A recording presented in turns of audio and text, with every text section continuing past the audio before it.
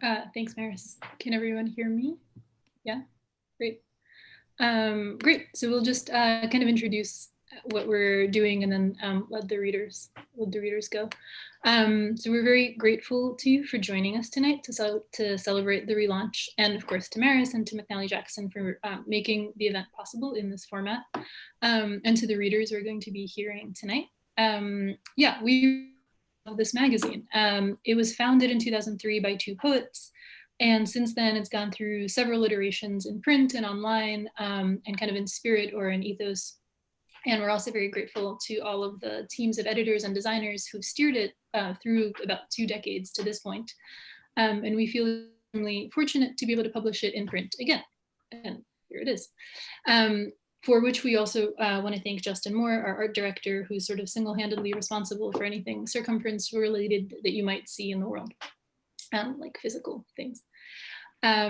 So the magazine is about poetry. We don't really know what poetry is about, but we like thinking about that. And so one of the things the magazine can do, we figure, is to help other people also think about it by giving us access to translations of poems and other texts that we wouldn't otherwise be able to encounter. And that's something new about this version of the magazine that we've been working on, is that it also includes art, visual art, and other kinds of writing, not just poems from other parts of the world. We like having these different kinds of texts appear in the same issue. We hope that it would be enriching, right? The same kind of like spontaneous that a lot of us have missed this year in particular. And we're also just generally very nosy or curious. And so we want to know what people are making in other parts of the world. So this most recent issue has translations from Persian, Amharic, Icelandic, Chinese, and many other languages. And it's continuing in the tradition of facing translations, as you can see. So all the poems, you can read the poems in both languages. And basically, we're thinking of every issue as a chance to reassess the question of what a translation can or can't do or be. Hi, I'm Michael Barron. I'm a co-editor of this magazine. And we're now going to have some of the poets and their translators, many of whom are also poets, read from their work. Some pairs of poets and translators are here tonight. We're very excited about that. And in some cases, just the poets or just the translators. So we're going to hear a bunch of different languages this evening. It's very exciting. This will be followed by a conversation between us, the editors and contributors, and then by questions from you, the audience. So feel free to send us questions, to submit questions in the chat, and we'll pull from them after the conversation. So up first, I'd like to introduce Matvei Yankelevich and John Hai, who will be reading from their translations of Osip Mandelstam's Rosne notebooks. I might be saying that wrong, but I hope to be translated or corrected. Anyway, Matvei Yankelevich's most recent book of poetry is Some Worlds for Dr. Vogt, and from Black Square Press. His translations include Today I Wrote Nothing, the selected writings of Daniil Kharms, which came out with Overlook. And he's a founding member of the Ugly Duckling Presse editorial collective, where he curates the Eastern European Poets series, and he teaches at Columbia University and Bard College. John Hai is the chief editor of Crossing Centuries, the new Russian poetry from Talisman. His most recent book of writings, Vanishing Acts, the last part of a tetralogy, was also published by Talisman House. Along with Matvei, he has received an NEH fellowship to complete a new translation of the Rosne notebooks. And now I will turn it over to Matvei and John. Hello. Hi. Hi. So John and I are going to read a couple poems, and we're going to alternate reading the original, the Russian and the English. The Voronezh notebooks, forgive us correcting you, Michael. Voronezh is the town where Mandelstam was in internal exile for about 3 years. Is that right, John? 3 or 4? 3. 3, and right. In the mid-30s. So we've been working for 15 years, and next year this year, we've been amping up our our progress, our scale of production, and we're hoping to get this done next year. So thanks to a grant. So John, we're going to start with you, right? That's right.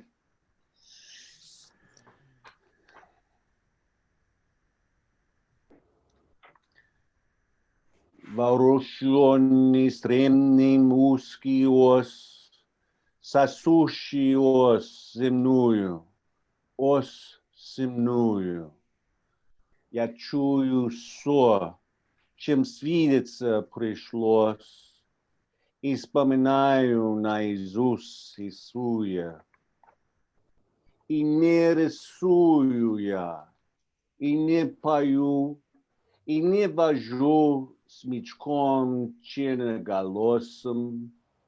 Я только в жизнь спиваюсь и люблю завидовать могучим, хитрым осам.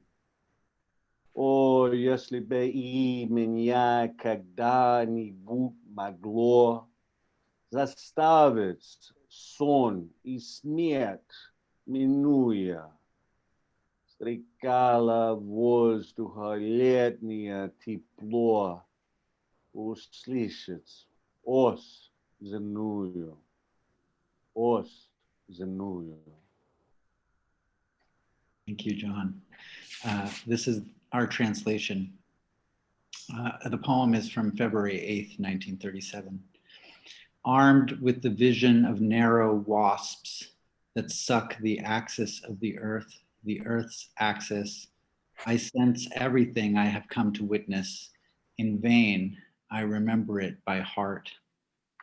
Don't draw and don't sing. Don't drag a black-voiced bow over the strings.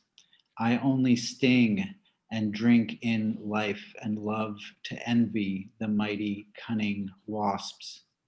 If only one of these days I too could be, by churring air and summer's warmth, forced by bypassing death and dream to really hear the axis of the earth's axis. Next, we're going to read a poem from just a couple weeks before that, January 12th, around January 12th, 1937. This is a poem by Mandelstam in a different kind of more folk meter or structure in a way. Влез бесенок в мокрой шерстке, ну куда ему куды? В подкопытные наперстки, в торопливые следы, по копейкам воздух верстки обирает слободы. Брызжет в зеркальцах дорога, утомленные следы постоят еще немного, без покрова, без слюды. Колесо брызжит от лога, улеглось и полбеды. Скучно мне мое прямое дело тараторить вкось, по нему пришлось другое, надсмеялась, сбила ось. Up the devil clambers, wool coat soaked. Where to now? Where's he going? In the hoof imprinted thimbles, in the hasty rushing tracks, scent by scent to fleece the farmlands of their tribute, typeset air. Road splatters, shimmering mirrors, spent, fatigued, the tracks swooning. They hang on a little longer, lacking shelter, mica poor, wheels spray sloping, splatters sinking, stuck. Only half of my trouble. I'm bored, derailed. My straight and narrow task is chattering off course. Another trampled over it, snickered, knocked the axle out. Thank you. I think that might have been our 6 minutes. So we'll be looking forward to talking about poems after the other readers. Thank you. Thank you. Great. I'll introduce our next reader. Thank you, Matvei and John. So next up is Idra Novey. And Idra is a novelist and poet and translator. She's the author of the novels Those Who Knew and Ways to Disappear. Her translations include The Passion According to GH by Clarice Lispector, out from New Directions, and Against This Late Hour, a co-translation with Ahmad Nadalizadeh of the Iranian poet Garous Abdolmalekian, out now from Penguin, and poems from that book are in this issue. She is the recipient of awards from the Penn Translation Fund, the National Endowment for the Arts, and the Poetry Foundation. So Idra, whenever you want to go. Well, I just want to say I remember when this magazine first began with Stefania Heim and Jenny Kronovit many, many, many years ago, and their vision for the magazine, and now to see it passed on with a new generation of editors, and starting Circumference books now also as a book imprint, and to see the vision expanding is really beautiful. And anyway, it's exciting to read with so many poets and translators that I admire. And thank you, Maris, for hosting us with McNally. And yes, I'll stop rambling on, but it's just remembering, oh my goodness, Maris is bringing out all the titles, the novels and translations. Thank you, Maris, that's so nice. So yes, this book, Lean Against the Late Hour, is a co-translation. I co-translated with Ahmad Nadalizadeh, who is teaching right now in Oregon time, and so couldn't be here. So I'll read our co-translations together. This poem is called Infrared Camera. And it was a beautiful edition that Penguin did, if you can see it, that has the original Persian, and facing page with the English. So this is Infrared Camera. The train terrifies me when it departs and splits this many people from that many. Now it's the wind's turn to arrive, to heave and carry off some damp, wrinkled handkerchiefs, a top hat left behind at the station. The night slips in, wearing the hat the wind's taken away. The rest of the station grows dark. From here on, peer through the infrared camera. Several men, a woman who departed on the train, have not departed at all. The handkerchief carried by the wind hasn't been carried off. A few meters away, the railroad ends, and this rusted train seems to have stopped for years. Its passengers chat, sip coffee, laugh, keeping an eye on their wristwatches, as if deaf to how those clock hands tick in their cells. So that is in this relaunched fabulous issue of Circumference. And I'm gonna read one more poem that sounds good, that's fun to read out loud. Hold on, it's on page 18. Hold on one second. This is Doubts and a Hesitation. Even your name I have doubts about, and about the trees, about their branches, if perhaps they are roots, and we have been living all these years underground. Who has dislocated the world, and why are birds circling in our stomachs? Why does a pill defer my birth? For years we've been living underground, and perhaps a day in my 70s I'll be born and feel that death is a shirt we all come to put on, whose buttons we can either fasten or leave undone. A man may roll up his sleeves, or he might. I am the captive man's conjectures about the seasons behind the wall. And there's one more that is in this beautiful issue, which I wrote down, and now I'm gonna find it. Which one is it again, Elena? It's sealed door. Or Sealed door. Yes. Okay, Yeah. hold on a second. I had it, and then suddenly, I think its name changed. Here it is. That's what happened. Okay, I had it open, and then okay, here it is. All right. Safe aerial gunfire. You murdered the sky, the day labored in from below the door through the keyholes. If I were in charge, I would dismiss the sun and pay the night overtime. I'd light a cigarette and slip out the cafe's vent with the smoke. I'd turn into the fog over the street, at least until I could render accidental these many losses. My brother, how can I find you when I don't remember how I lost you? How severe these words are, how the darkness seeps in, how often words switch places in the dark. I stare at things in the room that are not really things and console myself with the chirp of the bird stuck in the door hinge. So that is from Lean Against the Late Hour. They all have a sort of similar parable quality to them. I think in part the government in Iran and wanting to sort of address the reality and sort of the psychic state of Garous's generation growing up sort of in the wake of the Iran-Iraq war, but also knowing that the parable sort of allowed him to address things without worrying, about the safety for himself or for his family.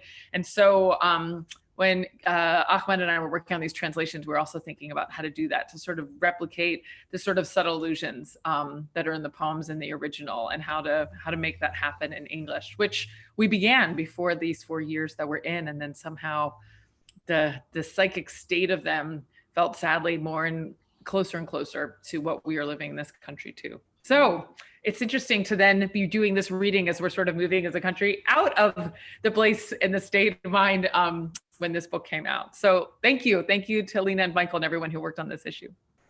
Thank you. Yeah. The next person up is Mihret Kebede, who will be reading her own poems that have been translated into English by a trio of translators, Uljana Wolf, Eric Ellingson, and Jorge Mesfin, if I'm saying those correctly. And Mihret is an Ethiopian artist and poet. Her poems and essays are included in the anthologies Wax and Gold, Poetry Jazz, published jointly by the Institute for Ram Experimenta and Tobiah Poetic Jazz Group, as well as the anthology Songs We Learn from Trees, which is out with Carcanet, and where these poems, which she'll be reading from, were originally published. The first ever anthology of an Ethiopian Amharic poetry in English. So that's very exciting, a major victory for literature and translation. She is currently a PhD candidate at the Academy of Fine Arts in Vienna. So if you are ready, if you want to read your poems in Amharic, I'm happy to read them in English. Actually, if you don't mind, just a slight change. Because Mihret's translator might be able to join us, we could go ahead to the next reader and then kind of flip back when he's able to come in, if he is able to come in. Would that be okay with everyone? Okay. Michael, is that all right? That's fine, yeah. Great, okay. So keep that in mind, and we will move on to May and then come back, if that's okay with you, May. Okay. Awesome. So I'll introduce May. Sorry about all the back-to-back introductions. Lots of people, but it's almost like a real party. Okay, so May is a writer and translator from Hong Kong, who's now based in Berkeley. She graduated from the University of Chicago in 2019, and she was a mentee in this year's Alta Emerging Translators Mentorship Program. Her work appears in Translation, Asymptote, Cha, the Hong Kong Review of Books, and elsewhere. And May is going to be reading her translation of a poet and also a bit of the original work that she translated. So I will leave it to you, May. Hi, everyone. Can you hear me okay? Great. So I'm really happy to be here. Thank you. So today I'll be reading a poem called Gamo by the Hong Kong poet Zhong Guokeng. And just to give you some very brief context behind this poem, it was written in 2004, which was when H5N1, or the bird flu, was resurfacing in Hong Kong. And in December 1997, the Hong Kong government had ordered, controversially, the slaughter of 1.3 million chickens to control the spread of the virus. So this poem speaks to that. I'll read around a minute of the Cantonese, and then I'll jump into my translation. 家務，呃的，我從冇聽懂你的語言，我提起一個掏空了腹腔之身體，那是愛嗎？我在幽暗的禾稈窩裏拾起一枚蛋，仍然溫軟，回頭便見你在材木堆裏探出頭來，的，終於對我說一些怎也說不清楚的話。那是一個下着細雨的下午嗎？我做着好種永遠走不遠的家伙，抬頭便見你在園裏翻爬泥土，捧起的翅膀下是3、5小雞粗，怯怯地探頭，忽然急步傳出真相的是你嘴裏的什麼？我看中你，頻頻點頭，在微雨裏凝望小小似旁倒掉閃亮的水珠，那是愛嗎？ And I'll read the translation now. Housework. Oh, Owing, I have never understood your language. I picked up a body with an emptied belly. Was that love? From the dark depths of the nest I took an egg, still warm. Turning around, I saw you stick your head out from firewood. Oh, Owing, as if you wanted to tell me something you could never explain. Was that an afternoon of fine rain? I was doing almost never-ending chores when I saw you rake the soil, while a flock of chicks under your wings looked around nervously, leapt, fought over something in your mouth. I watched you nod in the rain, gaze at glistening beads shaken off by small wings. Was that love? I watched chicks slowly change their color. Between rainy and sunny days, I understood more about shifts in tense and tone, saw a wary mother suddenly grow irritated, brandish the kitchen knife at me, saw piping hot spam and egg noodles on the table for me to eat, so I could face the afternoon's tedious high school entrance exams. Oh, Owing, were you looking for your eggs? Was I looking for mine? How to fill the empty grids? I looked out the window at light wind and fine rain and saw you raking the wet mud, a deep and almost never-ending cavity, hiding your hopes and my hopes. I saw piping hot eggs descend from the sky. I felt a lump in my throat and could not write a single word. Was that love? On a rainy winter's day, I watched you raise your throat, the feathers under your chin not yet fallen, and saw you pour bright red blood into a milk-white porcelain bowl. With no time to cry, oh, oh, you already lay by the hot water basin, your stomach emptied, staring at your own scattered organs. Then in the vast steam, you rose from a porcelain pot, blurring the hand that lifted the lid, blurring the ever-increasing wrinkles. It rains and keeps raining. I am still finishing never-ending housework. Between rain and sun, I learned simpler ways to solve complicated problems. When you are gloomy for no reason, I learned to watch quietly from the side, quietly clean the nursing bottle, change diapers, shake a small jingle. When you are violent for no reason, I learned to swallow my words, clean up broken shards, squeeze you tightly from behind at crucial moments. Like a pair of silent, heavy wings in a sky swirling with feathers, without blood, without struggle, without anyone losing their voice. Is that love? I bought a 9-inch wide steaming pot, washed it inside out, then went to the store to buy a hen. Outside the bamboo cage, I saw with my eye that peculiar gaze. No tears, only that familiar, faint oh-oh. Then silence. I saw blood flow from the ditch. I saw a belly emptied out, gaping like a mouth that cannot say anything. I waved my hand and refused the shiny organs the shopkeeper held out. The rain keeps falling, the steam keeps rising. I pick up the body with the emptied belly. Oh, oh, I almost hear an oh, oh from outside the window. I learn the water's volume, the onion's temperament, the cooking flame's size. The steam we bring onto the dining table spirals exactly between rain and shine. When the oily yellow surface reflects the condensation on my face, a kid sneezes again. Who forgot to layer up? Mother's words are concise. I hear in the microphone that old house's loneliness. Will you be back for the new year, for the Lantern Festival? And what about mid-autumn? The well water is clear, the tea stove cracked, and is the firewood still last year's? The days are shriveled thin. Perhaps it is time to celebrate slaughter. Is that love? I see a thin fluid flow from your beak like tears. Is that the flu? I see a whole city of people with long faces. Between rainy and sunny days, I learned to wear masks and hazmat suits, deeply raking the mud, doing that never-ending work. Oh, oh, I hear again that voice stopping and going, mouths sealed in every stuffed plastic bag. Is that love? For the children we removed you from the cookbook. Is that love? For our own sake we piled up the bodies. Like houses crowded together in the morning at night in a shut-up city, I hear that voice is nearby, is at my feet. Without understanding it, that language is buried like the days. Thank you so much. That was Housework by Chung Kwok Kung. Thank you, May. That was wonderful. We are going to again, kind of keep going and then jump back to Mihret after this next reader, who I think Michael will be introducing. All right, so the next reader will be Sara Booker, who is the translator of this, who has translated one of the nonfiction essays that is featured in the issue. And if it's one of the non-poetry pieces we're very excited about, from Cristina Rivera Garza. So Sara Booker is a doctoral candidate at UNC Chapel Hill and translator from Spanish.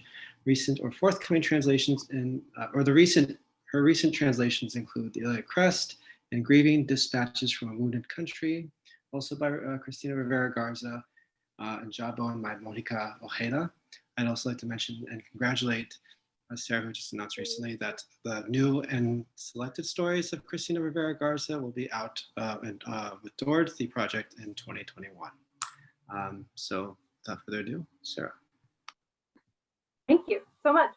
And thank you to Michael and Alina for organizing and editing this amazing issue. And thank you to Maris for organizing this event. It's exciting to be with you all.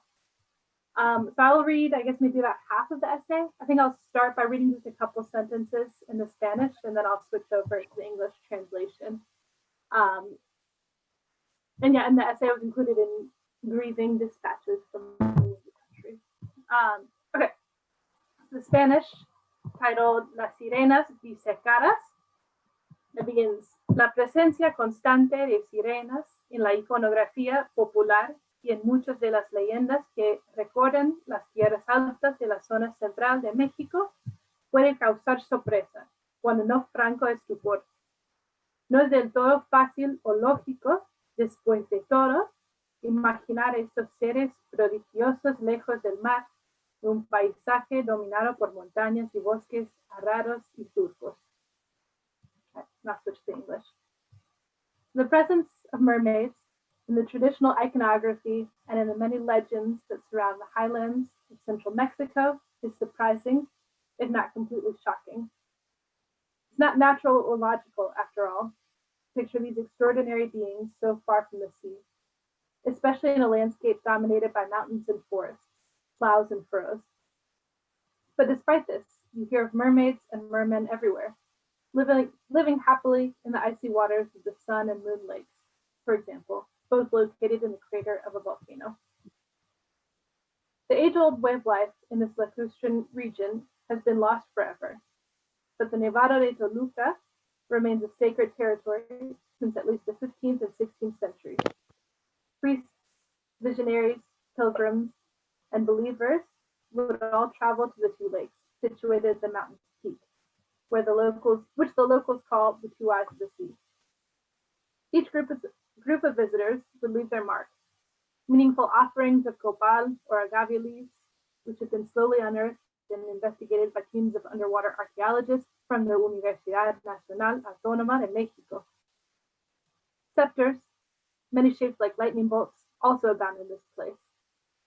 For both the ancient and current inhabitants of the Toluca Valley, the mountain acts like a large glass of water that, thanks to lightning and sometimes aided by graniceros, or hail healers, pour their precious waters into the surrounding regions. In rural societies, whose physical and spiritual survival depend primarily on growing corn, this has been a matter of the utmost importance. For those who live in this area of Mexico, it is easy to believe in the existence of a network of streams and underground rivers that start at the volcano's peak and eventually connect with distant seas and oceans. In fact, throughout the 20th century, up until the fateful day of June 23rd, 1950, all aspects of daily life in the valley were influenced by three great lakes, Chignahuapan, Chimiliapan, and Chiconahuapan. The riverside villagers in the municipalities of Ocoyoac and Tutepec, Almoloya, Atizapan, and Texcalca were mostly fishermen or tuleros who lived off trout, frogs, and crayfish and depended on the lakes for their very survival. But all of that disappeared, all at once, on that fateful day when the waters of the Lerma River were diverted to meet the needs of Mexico City.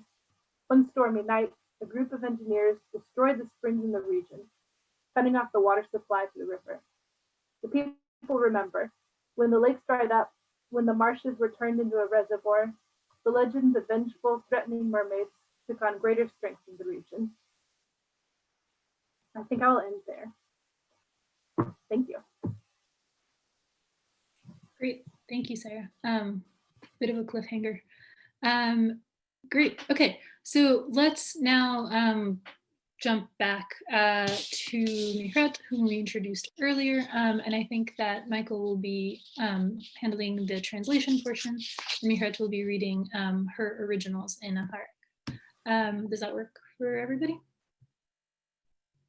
Great. Okay, so I will mute myself.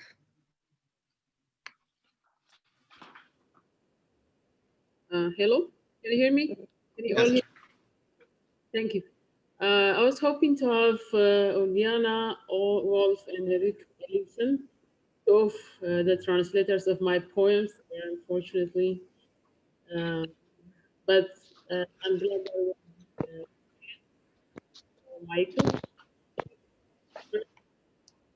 So just to say a bit about this work, we've been having this collaboration for about like 8 years with Institute for Rama Experimente based in Berlin, owned by Studio Olafur Eliasson.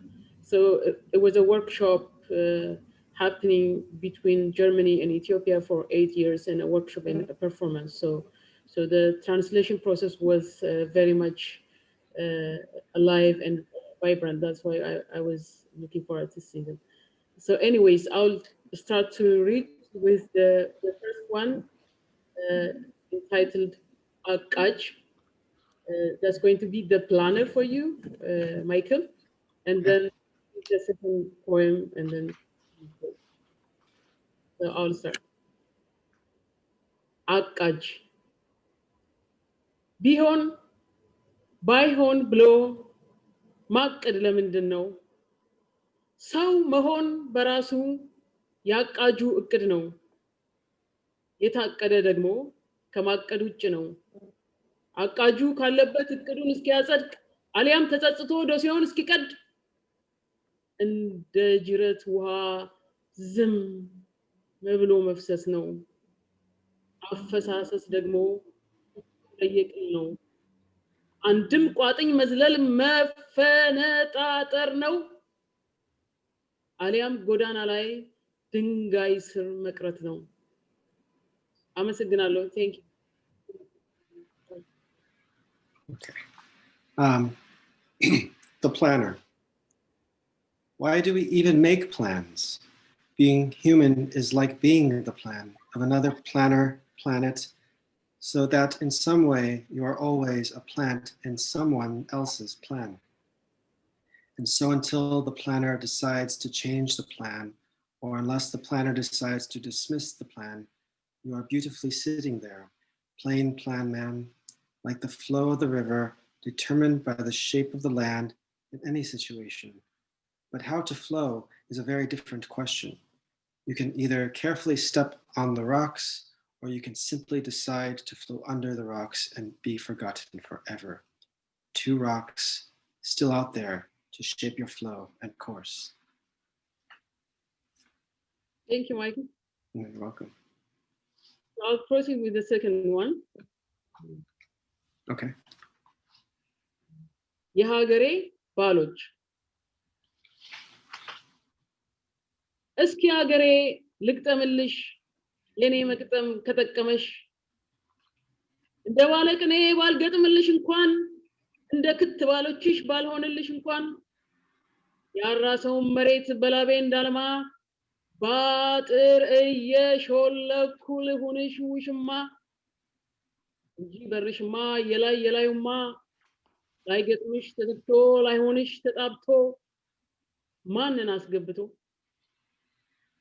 ቢሆንም ላግባሽ ባልልሽም እስኪ ሀገሬ ልግጠምልሽ የኔ መግጠም ከጠቀመሽ መች ይቀራል መግጠሜማ ሰባስቤ የቃል ማማ የህዝብ ግጥም የህዝብ ዜማ ግናኔ ደርሼ ቶሎ እስክገጥምልሽ ሐረግ ጠማጥሜ ቤት እስክመታልሽ ተምሽ እዚህ ማዶ ወርቅሽ እዚያ ማዶ ህብረ ቃልሽ ሁሉ ከባዕድ ተሰዶ የድስትሽ ዳኑ ሳይገጥም በኔ ገጥም ገላሽ ብርድ አትርፎ ወጥሽ እኮ አለቀ ተጨልፎ ተጨልፎ። አመሰግናለሁ። Thank you. Thank you. Husbands of my dear country, let me have a polite conversation with my country. Let me write a poem to benefit my country. Even if I'm not able to write a poem for my country like the wise poets write, even if I'm not the legal husband of my country or a leader, let me still water the dry land with planted sweat. Let me slip in by the fence as a lover. By the front, by the top, by the upper door, they close the gate open, but the gate never fits. It never fitted you. Probably it never properly fits the bowl. Either way. I don't want to ask you to marry. Instead, let me write you a poem. Let me fit a poem to benefit my country. My writing of poetry will never stop. My writing of poetry will never cease, collecting the hill of words. The poetry of the people is the melody of the people. Till I grow vines, I will fit you with my poetry. Until I twist lines that here, I will build a rhyming house here for you. Because the lid doesn't fit and the leaders don't fit. And they always leave the door open, and they always leave the lid of the pot open. So people can scoop things out, and scoop things out, and scoop things out. Thank you. You're welcome. Thank you. Thank you for kind of rolling with it. The recordings of the translation process that Mihret sent me earlier are really amazing, that I think you and Uljana had done together. So yeah, I think if those are available online, highly recommend that everyone listen to them. But great, so I think I will introduce our last reader for the night, Elisa Wouk Almino, who is the translator of This House by Ana Martins Marquez. I apologize if I'm mispronouncing any of the names. Lisa is a senior editor at Hyperallergic, and she's a 2020 fiction judge of the Best Translated Book Award. Her translations and essays have appeared in the Paris Review, Asymptote, Words Without Borders, and other places. Thank you so much. These readings have been so amazing, and it's such an honor to be included. So I'm going to be reading my translations of Ana Cristina Cesar, who is a very well-known poet in Brazil with a huge cult following. She wrote poetry in the 1970s and 80s in Rio de Janeiro, where she's from. She was born in 1952 and died in 1983 at the very young age of 31. She died by suicide. And one of the reasons why she is so popular is because she was the first, or one of the first Brazilian poets to really write about the everyday life of women. Her writing was very audacious, not just in its form, but also its style. It often imitated letters and diary entries. And she was also an avid letter writer herself. And it turns out that she was close friends with my mother when she was in her late 20s and early 30s. And very recently, just 2 years ago, my mom came to me with a thick stack of Ana Cristina's letters. So I've been translating both these letters and her poetry, a selection of which is in Circumference magazine's issue. So today I'm going to read a passage from my translation of her book of prose poetry called Kid Gloves, which is from 1980. And it's the epilogue of the book, so just the very last few pages. And it describes the narrator opening a suitcase packed with postcards from around the world. And the scene is great because it really recalls Ana Cristina's own life of travel and her obsession with writing letters. And in fact, she sent an early typed version of this epilogue in a letter to my mom, and the scan of that original typed epilogue is included in Circumference magazine, which I think is very special. So I'm going to just read a few lines in Portuguese, and then I'll read an excerpt of the translation. And a note that the first line in the Portuguese version is in English. Ana Cristina really liked to mix languages in her writing. Epílogo. I'm going to pass around in a minute some lovely glossy blue picture postcards. No minuto vou passar para vocês vários cartões postais belos e brilhantes. Esta é a mala de couro que contém a famosa coleção. Reparem nas minhas mãos, vazias. Meus bolsos também estão vazios. Meu chapéu também está vazio. Vejam minhas mangas. Viro de costas, dou uma volta inteira. Como todos podem ver, não tem nenhum truque, nenhum alçapão escondido, nem jogos de luz enganadores. A mala repousa nesta cadeira aqui. Abro a mala com esta chave mestra em cerimônias do tipo, se me permitem a brincadeira. A primeira coisa que encontramos na mala, por cima de tudo, é, adivinhem, um par de luvas. Eilas, pelica, coisa fina. Okay, now I'll read the translation. Epilogue. No minuto vou passar para vocês vários cartões postais belos e brilhantes. I'm going to pass around in a minute some lovely glossy blue picture postcards.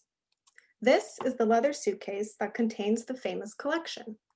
Notice my hands, empty. My pockets are also empty.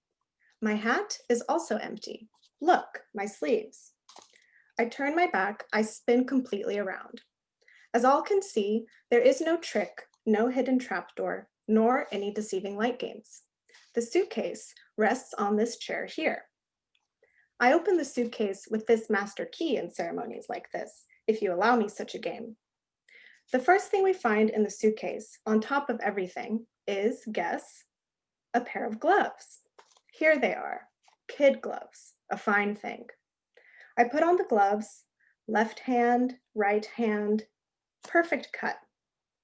That reminds me, a young artist lost in the elegant Berlin of the Belle Epoque, alone, looking in vain for pleasure. A clamorous group of skaters pass by, and a woman in white drops her glove, a glove with 6 padded buttons, white, long, perfumed. The young man runs, picks up the glove, but reluctant as to whether he should accept the challenge or not. In the end, he decides to ignore it, keeps the glove in his pocket, and goes back walking to his hotel through poorly illuminated streets. But I'm digressing from my purpose tonight. Later, if there's time, I will conclude this fantastic story in which even a Neptune carriage, a giant bat that smiles and always runs away, and an ocean of foliage make a cameo. Who knows if this is not exactly that glove? However, we don't just have one here, but the pair. It's very delicate and contrasts with this black suit. Will the leather valise contain various toiletries? No, my friends. As all can see, by gently rotating the chair on which it rests, the valise contains paper, cards, dozens, maybe hundreds of postcards. Strange valise. And now, attention. With my gloved hands, one moment while I button up one of them, and then the other, carefully. There's no trickery here. I adjust my wrists like this. Now with these hands at random, I pick the first postcard, which I contemplate for a moment under the light. Thank you. Thank you, that's great. And thank you all for the reading, this is amazing. Want to go ahead? Sure. Yeah, thank you. That was wonderful. I think the not being in the same room together obviously is a strange thing, but I think that was as close as we could possibly get. So yeah, thank you very much for reading, and thank you for being here to everyone. So we were going to chat, Michael and I were going to chat with the translators and the poets. We had a couple of questions that we've been curious about as we've been working on the issue and reading these poems many, many times. We're also very open to questions from all of you. So if you send them to us in the chat privately or publicly, we will try to get to those also.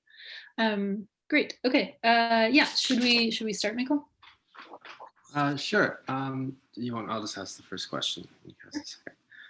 So we're curious, there's a unique relationship between all of you, the translators and writers such as Mihret, who have been translated, who are here tonight. And we're just kind of curious, this is a sort of base question, like how you guys came, how you came to meet one another and how you were introduced to each other's work. Maybe, yeah, maybe you want to start this? Sorry, can you come again, please? I didn't. How did you come to work with the translators that worked on your poems? Okay, that was okay. We came to translate our poems in 2012 when I don't know if you know Olafur Eliasson, he's an established artist. He came to Ethiopia for a program and a presentation at the art school at that time. I was also around there because I'm a visual artist. So I took them to our poetry and jazz event happening monthly in Addis Ababa. We have been having that program for now 9 years, every month with over 1,200 attendees. So they came to see our program and they're really excited. And because at that time he came with his students from Berlin. We had a collaborative project, and our very first event at John Meda, which is a very big open field in Addis Ababa. So since then on, we've been having this collaboration between Addis Ababa and Berlin. So all the poets and the musicians, like the jazz musicians, come together. And the most important part of this collaboration is the translation process. And we had a lot of fun translating each other's poem, knowing about each other's culture. We're not only like translating like words, line by line. We're also translating in quotation our culture and our culture. Was very fascinating, and also sometimes a bit difficult to translate, and because the context and the content matters when you translate. So you have to, yeah, we are having, yeah, some challenges to make them understand what the content is, what we mean something, but yeah, the translation process to me was the best part. Great. Anyone else want to speak to that? How you came to meet or work with some of the writers that you worked with as translators? Yeah, particularly if your writers weren't unfortunately around for you to work with directly. How did you settle on the person that you whose work you ended up translating, just as a, I guess, as a different version of collaboration?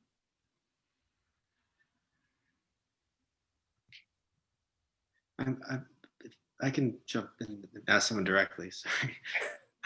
I am curious. Elisa, your mother received letters from Anna Cristina Cesar, who was a poet I admire a lot. How did they come to meet? Like, what was that relationship? And did you know her growing up? Oh, no, I imagine not. But no, she died before I came to this earth. But she, yeah, I knew about her poetry since I was very young. But and even when I started translating, I didn't think to translate her because she was so close to my mom, and her death was very painful to my mom. So I never even thought of really approaching that. And it wasn't until 2 years ago that my mother sort of came to me with this stack of letters that she hadn't touched in 30 years and was just like, here, I don't know what to do with this anymore. Do you want it? And I just sort of took that as a sign, as in like, she wants me to do something with this. And so I started to read through them and discovered that there were drafts of her poetry in there and that her letters were sort of adapted into poems. And so it just felt like this treasure trove, really. It came to me. I didn't really come to it, really. So that's my relationship with Anna.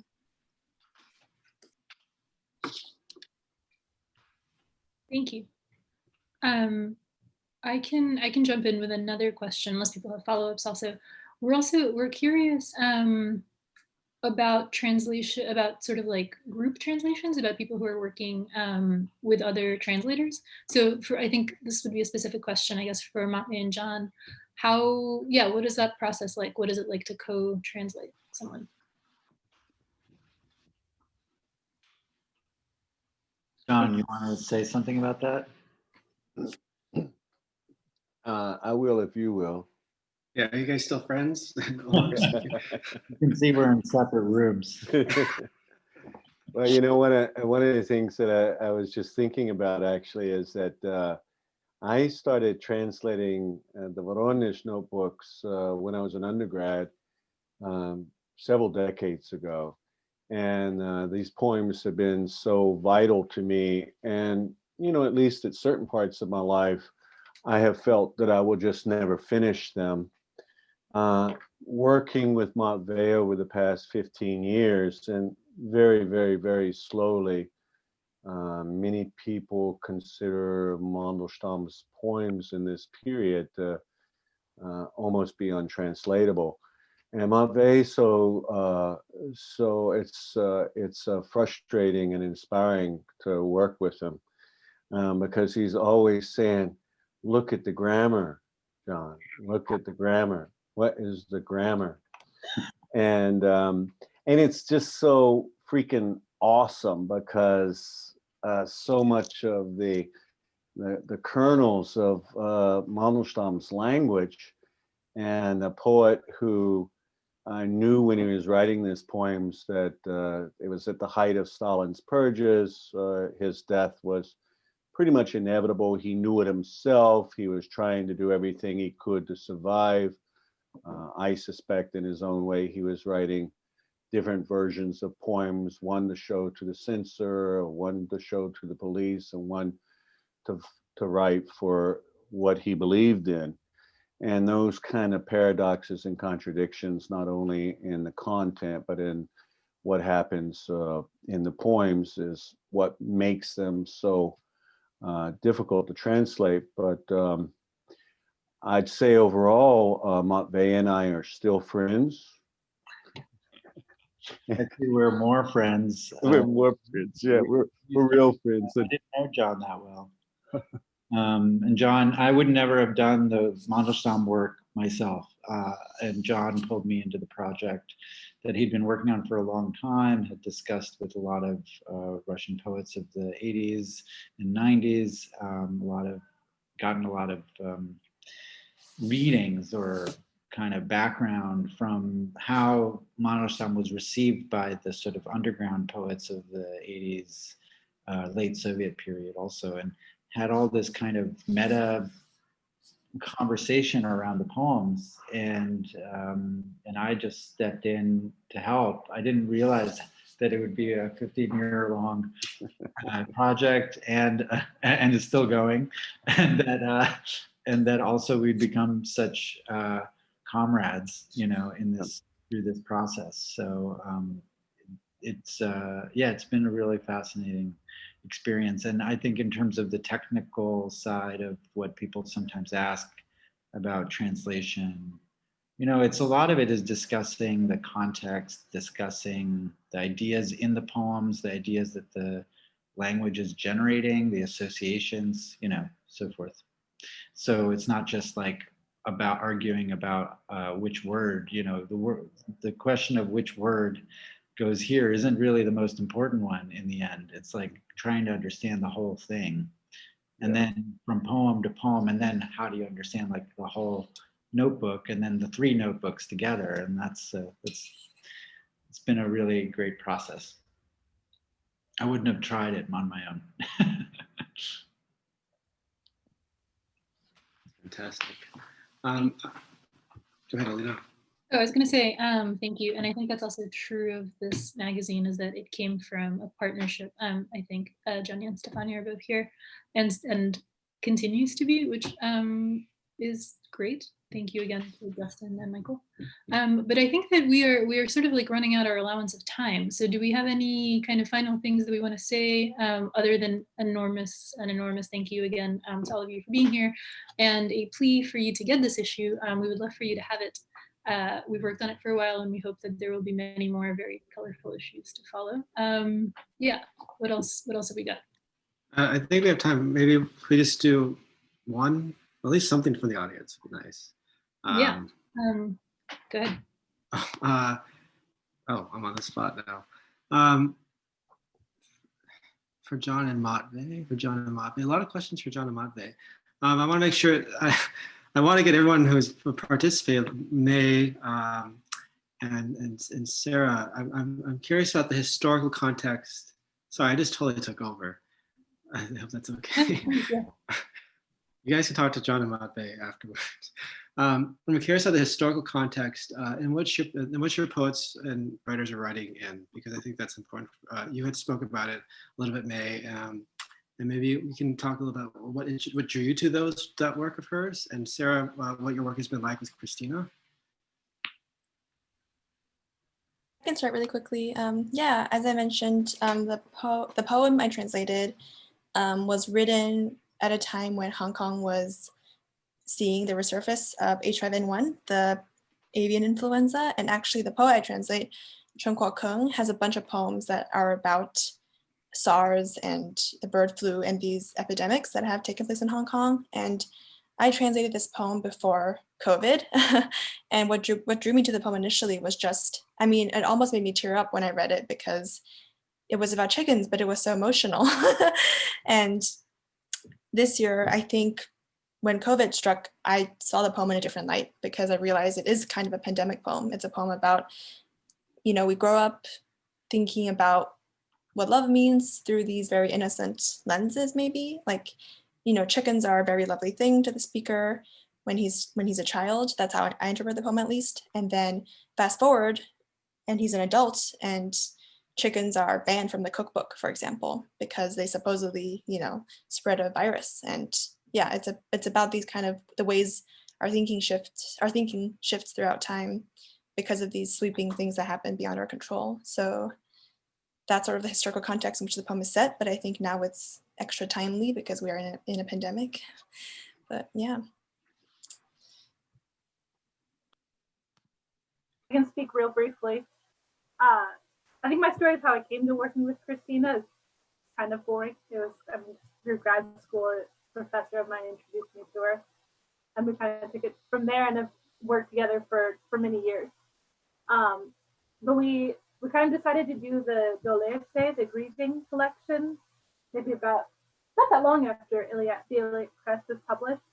And it's a book that was in the Spanish, was put together, like it was a collection of columns that she'd written starting in maybe about 2007 or even earlier for a newspaper in Mexico. And that she was using this column to kind of respond to increasing violence in what's been called the drug war, increasing narco violence. And so she's kind of using this column in part to try to understand what was going on and to try to look at some of the like really personal human consequences of this violence. And I think it's about 2017 that we decided to work on this. And given the political situation at that point, it felt unfortunately, it felt still relevant. We did have a moment, I think maybe after we submitted the translation, Cristina kind of had a moment of thinking like, said I was worried that this translation maybe, or this book maybe would not be relevant anymore, which kind of scared us, having just put so much time into the translation, but kind of said that it sadly feels even more like particularly relevant given the current context and current political climate, just because of the way that it sort of poses this politics of care and this politics of considering communal suffering as a mode of resistance. Yeah, I think that's what I'll say to that. Thank you to that. And I guess that's all we have. Elena, do you have? That's all. Yeah, I one last brief thing is Eric was able to join us. So if he wants to say a few words about his collaboration with Mihret, and then I think we can celebrate separately, I guess. Just unmute yourself. Hi, everybody. I'm Mihret. How you doing? Good seeing you. Yeah, well, I just very briefly, I was part of a, let's say, a collective that really was generated internal to a learning experiment that started as a kind of exchange between Germany and Ethiopia, the University of the Arts there. and got to know Mihret through, she was running a poetry collective, and it included jazz and art and architecture and urbanism. And we started kind of sharing together. And in that, the group started raising money and finding a way to create platforms over the course of 7 or 8 years, in which we would get together with German translators like Uljana Wolf, and then English translators like myself, and basically people that have these kind of transdisciplinary practices like Mihret. And so I was just lucky enough to get to work on this. I mean, also really instrumental. We're not speaking, neither Uljana and I spoke Amharic, so we would go through line by line. I mean, the sort of wonderful tediousness of getting to kind of sink your teeth into these words and the sounds, and then working with a musician there, Jorga Mesfin, to really help to add some anchors to it and give it some integrity too. So it was a really great process. I mean, it was time consuming, but it was it was like the coffee ceremony. It goes on for hours. Thank you so much, Cher. Nice to see you. Okay, Lena, I think that's it. Thank you all for joining. Really appreciate it. This is great. Please, Lena, if you want to say more about supporting the issue, we're very excited to have it out. Yeah, it's available. You should order it. And also all the books that Maris put in the chat, because they're all very good. Thanks so much. Buy books. Thank you, Thank you, Maris. Thank you, everyone. Okay, bye-bye. Bye.